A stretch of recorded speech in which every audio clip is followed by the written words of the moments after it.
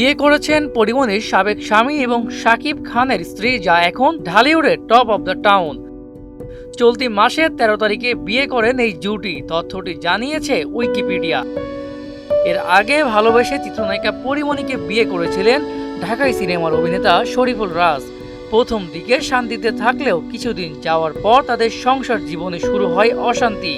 এর মাঝেই তাদের কোল জুড়ে পুত্র সন্তানের আগমন ঘটে, কিন্তু তারপরেও পরিস্থিতি স্বাভাবিক হয়নি, ফলে ভেঙে যায় তাদের সেই ভালোবাসার ঘর।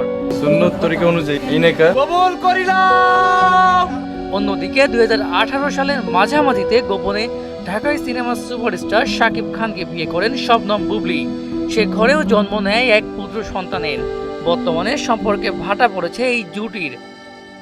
এসব পুরনো খবরের ভিড়ে রাজ বুবলির বিয়ের খবর নতুন করে আলোচনা তৈরি করেছে।